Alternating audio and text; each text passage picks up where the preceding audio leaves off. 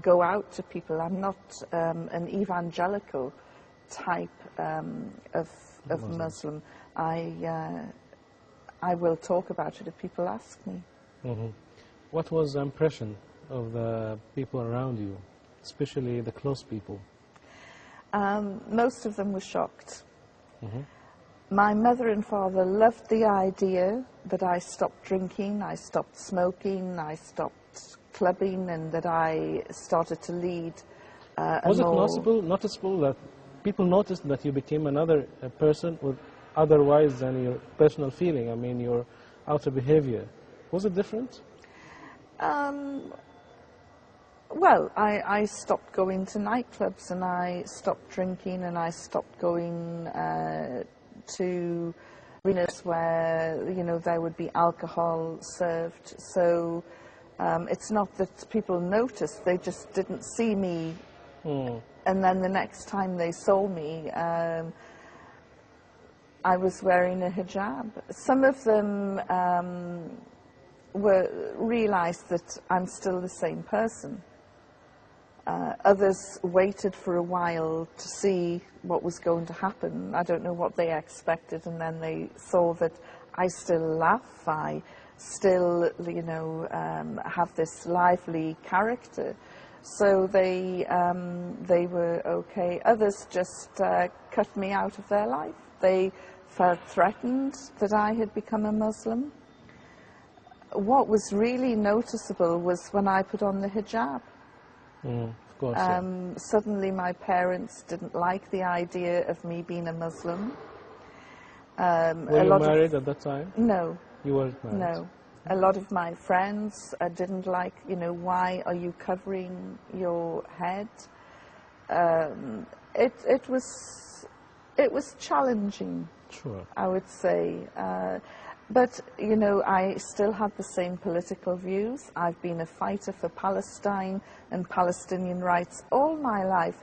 The views I had 20 years ago haven't changed. But now when I express them, I'm suddenly a Muslim extremist, a fundamentalist.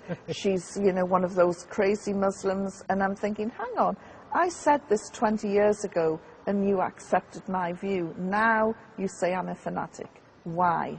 It's not me that's changed. You're the one who's changed. And it has been quite interesting, people's perceptions of me. Do you believe there is kind of discrimination against Islam in the West?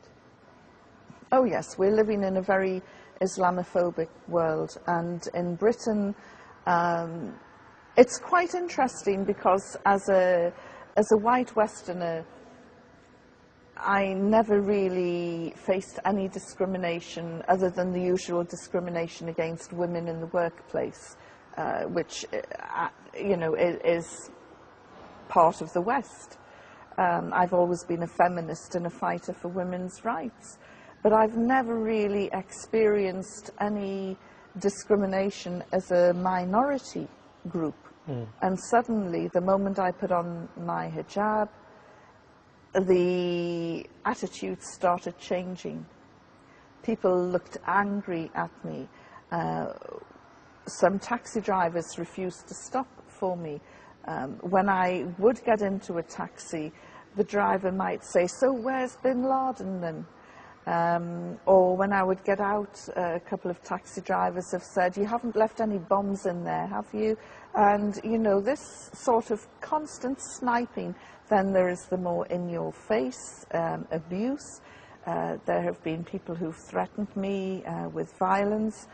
And for some reason, Christians, especially in Malaysia, really took against my conversion and sent me death threats and phoned death threats and email death threats. It was quite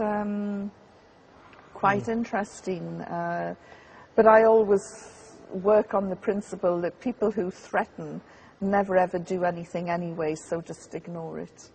Your relationship with the British government, I hear that it happened, the slight changes in this relationship before and after. Well, I've always been someone who has believed in fighting for justice and equality and fair play. And when that hasn't happened, I have been very critical. And I have been critical of the government in the past, especially the Blair government. And one of the things that the Taliban were thinking about was maybe we can exchange her for somebody in Britain, and we can get somebody nice back and send this horrible woman back to Tony Blair. And I said to them, you are crazy if you think you can negotiate with the British government. You know, they think that you're terrorists and they will refuse to talk to you. And one of the interrogators said, but won't Tony Blair care that we have you in our custody? And I said, he will be sad that there aren't 20 more journalists like me locked up. I said, you have done him such a big favour. He will be so happy you have arrested me and locked me up. So, no, but I was a member of the Labour Party, Tony Blair's party. And when I got back to Britain, having experienced what it was like to be bombed, I joined the anti-war movement and became very passionate as a peace activist that, you know, you cannot bomb civilian areas. And when Blair took the country to war with Iraq, I tore up my card, my political party card, and said I can no longer be with that party. Okay, so let's back again to the issue of the women in Islam. You are a feminist. You usually defend the right of a woman. When someone tells you, now what about Islam and the women, what are you going to tell him? Especially about something like hijab, like the woman right in heritage and mirath, something like marrying more than one woman. What are you going to say now, and you're a feminist? Well, I'm still a feminist. In fact, I say I'm an Islamic feminist, which I think we tend to be more radical than our secular sisters. But the Holy Quran has, for me, a blueprint in there for women's rights and protecting women's rights. And I keep telling Muslim women, you have to gain knowledge to know what your rights are, and you have to demand your rights. Furthermore, you have to make sure your men are educated so they know what your rights are as well, and you make sure that they see that your rights are given freely. Well, actually, I've read some funny story that when you got married, you wrote your own marriage contract because you insisted to put down your rights. Yes. Can you tell me this story?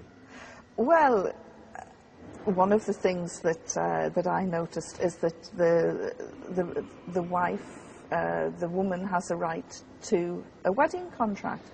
And I was reading more about this, and I thought, you know, this is where all these Hollywood lawyers got the idea from for prenuptial wedding contracts. It's all here in the Quran. So I said to my husband-to-be that I would be writing my own wedding contract, and I said it will be Sharia compliant.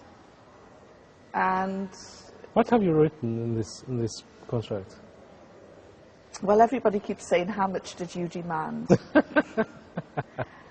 My price was that he would teach me the last 10 surah of the Holy Quran.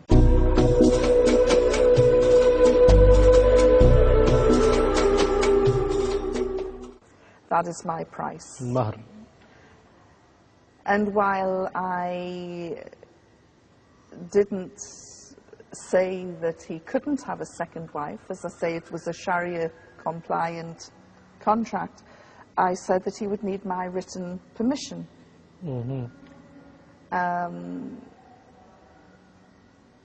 Something I doubt I will ever give freely, but it's there. And